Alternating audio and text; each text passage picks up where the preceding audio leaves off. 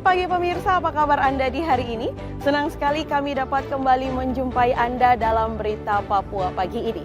Bersama saya Cynthia Delima, sejumlah informasi penting dan menarik telah berhasil dihimpun tim redaksi dan akan kami hadirkan untuk Anda. Berikut 3 di antaranya.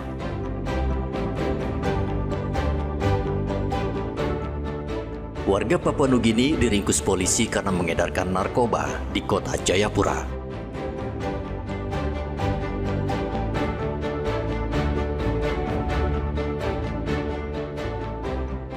Buruh di Merauke banyak yang tidak punya KTP Papua Selatan.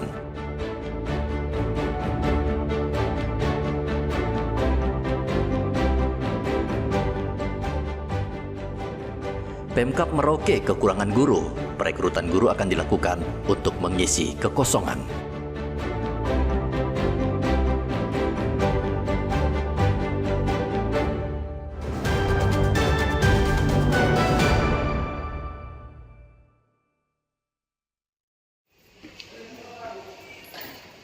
Edi Hombi, warga Papua Nugini, tertunduk lesu di ruangan Ditres Narkoba Polda Papua pada hari Kamis. Edi Hombi bekerja sebagai buruh bangunan di kota Jayapura. Polisi menangkap Edi di Jalan Poros Abepura setelah mendapat informasi pelaku menyelundupkan ganja dari negaranya.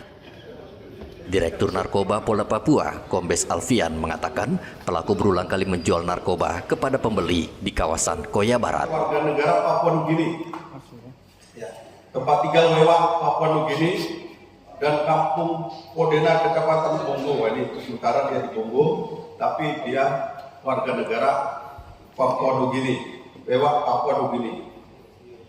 Barang bukti yang didapat yaitu 10 paket plastik benih ukuran besar yang diduga berisikan narkotika jenis ganja.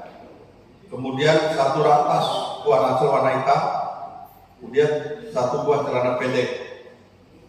Berat keseluruhan BB ganja tersebut seberat 235,22 gram. Dari tangan pelaku, polisi menyita 10 paket ganja di plastik bening. Edi dikenai pasal 112 Undang-Undang Nomor 35 Tahun 2009 tentang narkotika dengan ancaman penjara paling lama 12 tahun. Arthur melaporkan dari kota Jayapura, Papua.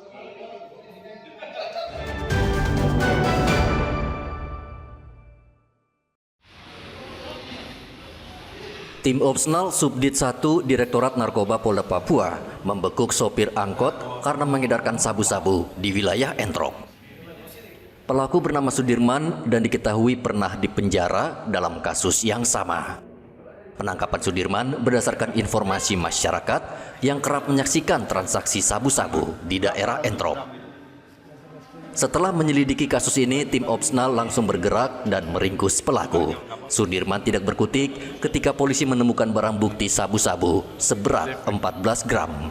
Setelah mendapat informasi menindaklanjuti laporan tersebut, kemudian melakukan penangkapan dan pengungkapan tersangka yang bernama tersangkanya Sudirman atau alias Sudi. BB atau barang bukti yaitu 24 bungkus plastik. Ini 24 bungkus plastik bening yang isinya narkotika jenis sabu. Kemudian tersangka diamankan di Polda Papua, kemudian disangkakan dengan pasal 114 ayat 2 dengan Undang-Undang 35 tahun 2009 tentang narkotika. Kepada polisi, pelaku mengaku menyelundupkan sabu-sabu dari Makassar, Sulawesi Selatan. Sang bandar mengirimnya melalui jasa pengiriman kilat di kota Jayapura. Sabu-sabu ini diedarkan di wilayah kota Jayapura dengan harga 2,5 juta hingga 3 juta rupiah per gram. Akibat perbuatannya, pelaku terancam hukuman penjara 12 tahun. Dari kota Jayapura, Papua, Hendra melaporkan.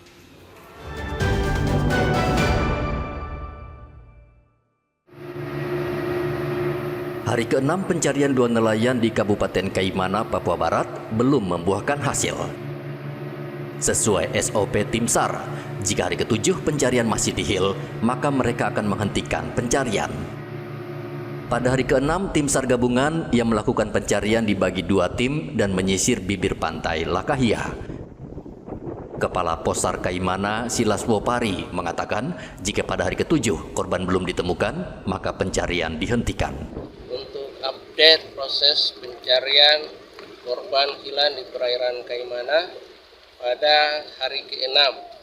Saat ini tim SAR gabungan belum mendapatkan hasil dan proses pencarian akan dilanjutkan pada hari besok.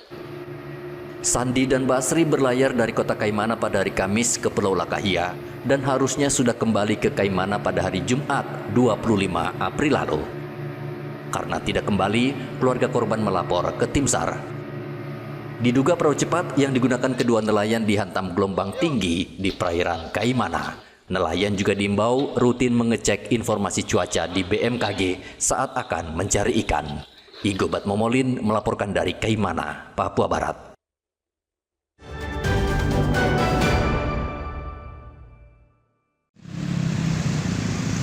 Saat ini ada ribuan buruh yang bekerja mencari nafkah di sejumlah perusahaan di kawasan Papua Selatan. Sebagian besar mereka bekerja di sektor kelapa sawit. Mereka berasal dari luar Papua dan sengaja datang ke Merauke, Papua Selatan karena keterbatasan jumlah tenaga kerja lokal. Namun, sebagian besar dari buruh tersebut belum mendapatkan hak dari perusahaan karena mereka masih memegang KTP dari daerah asalnya. Begitu juga dengan bantuan dari pemerintah hingga pelayanan kesehatan. Kemarin waktu kita laksanakan pilkada, itu mereka tidak punya hak untuk dapat menyalurkan hak politiknya karena mereka punya KTP, KK itu masih di luar. Mereka juga tidak bisa dapat pelayanan BPJS, pelayanan kesehatan atau bantuan sosial dari Pemda karena mereka masih belum menjadi penduduk kita. Nah, oleh karena itu supaya hak dan kewajibannya itu bisa berjalan seimbang sama dengan warga yang lain, maka kita harus penuhi ketentuan-ketentuan administratif yang disyaratkan. Itu kalau dia bukan warga kita kan sulit untuk mendapatkan bantuan resmi dari pemerintah. Kalau bantuan-bantuan yang tidak resmi ya bisa kapan saja. Tapi paling tidak hak dan kewajiban buruh itu harus difasilitasi oleh perusahaan yang mempekerjakan mereka maupun pemerintah, karena pemerintah juga mendapatkan manfaat dari para buruh. Gubernur mendesak Dinas Tenaga Kerja segera menyelesaikan masalah kartu identitas buruh agar hak buruh terjamin dan terpenuhi. Apalagi banyak di antara buruh tersebut sudah menetap cukup lama di Papua Selatan. Muhammad Ridwan melaporkan dari Merauke, Papua Selatan.